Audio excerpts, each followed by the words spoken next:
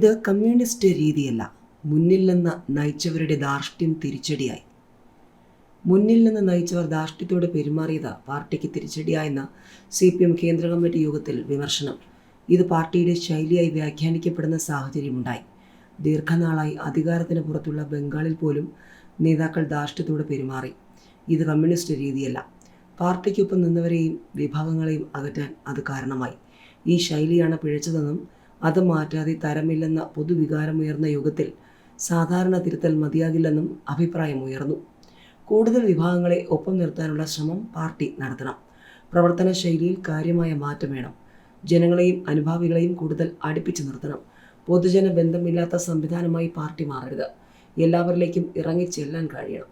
സ്ഥാനാർത്ഥി നിർണയത്തിൽ ഉയർന്ന പരാതികളെ പരിഹാസപൂർവ്വമാണ് നേതൃത്വം കണ്ടതെന്ന വിമർശനവും ഉന്നയിക്കപ്പെട്ടു.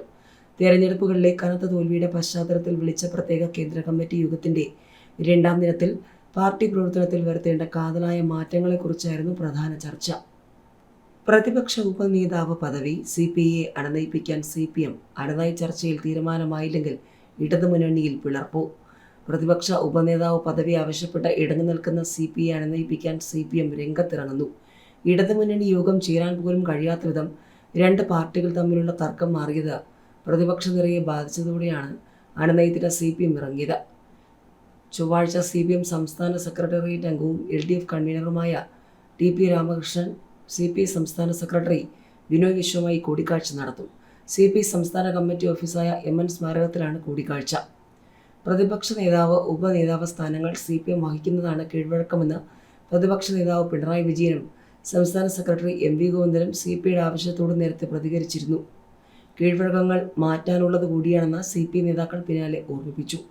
വിഴിഞ്ഞത്തെ ഓഹരി വിൽപ്പനയടക്കം UDF സർക്കാരിനെതിരെ ഉയർന്ന വിവാദങ്ങളിൽ LDF യോജിച്ച നിലപാട് എടുക്കാൻ കഴിയാതെ പോയതും ഇരു പാർട്ടികളും സംബന്ധിച്ച തർക്കം കാരണമാണ്. CPMന്റെ നിർദ്ദേശത്തെ തുടർന്നാണെങ്കിലും ഇടതുമുന്നണി കൺവീനർ എന്ന നിലയിലാണ് TP രാമകൃഷ്ണൻ ബിനോയ് വിശ്വത്തെ കാണുന്നത്. കൂടിക്കാഴ്ചയുടെ കാരണം എന്താണെന്ന് CPI അറിയിച്ചിട്ടില്ല. പ്രതിപക്ഷ ഉപനേതാവ് സ്ഥാനത്തിൽ തർക്കമില്ലെന്ന് CPI സംസ്ഥാന സെക്രട്ടറി ബിനോയ് വിശ്വം പറഞ്ഞു. ആ സ്ഥാനം CPI അവകാശപ്പെട്ടതാണ്. കീഴ്വഴക്കം പറഞ്ഞ് ഒഴിഞ്ഞു മാറാൻ ആർക്കും കഴിയില്ല. എല്ലാ സ്ഥാനവും ഒരു പാർട്ടിക്ക് എന്ന രീതി മാറിയേ തീരൂ. CPIയുടെ ആവശ്യം LDFനെ ദുർബലമാക്കാനല്ല, ഒറ്റക്കെട്ടായി മുന്നോട്ട് പോകണമെങ്കിൽ പങ്കുവെക്കൽ അനിവാര്യമാണെന്നും ബിനോയ് വിശ്വം പറഞ്ഞു.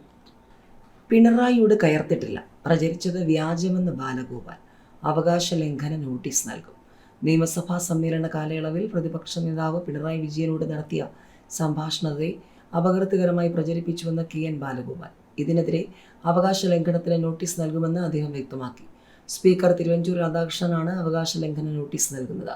പിണറായി വിജയനോട് കയർത്ത് സംസാരിച്ചു എന്ന പ്രചാരണം ബാലഗോപാൽ തള്ളി. ഇതുമായി ബന്ധപ്പെട്ട് പ്രചരിക്കുന്ന ദൃശ്യങ്ങളിൽ ചിലത് വ്യാജമായി സൃഷ്ടിച്ചതാണെന്നും ബാലഗോപാൽ അറിയിച്ചു. യഥാർത്ഥ ദൃശ്യങ്ങൾ പരിശോധിച്ച് സ്പീക്കർ കുറ്റക്കാർക്കെതിരെ നടപടിയെടുക്കണമെന്നാണ് ബാലഗോപാൽ ആവശ്യപ്പെടുന്നത്. ഇതിനിടെ PM ശ്രീയിൽ CPMനെ വെട്ടിലാക്കി പിണറായി വിജയന്റെ അഡീഷണൽ പ്രൈവറ്റ് സെക്രട്ടറിയുടെ ലേഖനം. കരാറിൽ നിന്നും ഏകപക്ഷീയമായി പിന്മാറാനാകില്ലെന്നും സംസ്ഥാനങ്ങൾക്ക് പിന്മാറാൻ അവസരമില്ലെന്നും രതീഷ് കാളിയാടന്റെ ലേഖനത്തിൽ പറയുന്നു. പദ്ധതിയിൽ നിന്നും സംസ്ഥാന സർക്കാരിന് ഏകപക്ഷീയമായി പിന്മാറാൻ കഴിയില്ലെന്നും കരാറിൽ മാറ്റം വരുത്തണമെങ്കിൽ ഇരു കക്ഷികളുടെയും സമ്മതം ആവശ്യമാണെന്നും രതീഷിന്റെ കുറിപ്പിലുണ്ട്.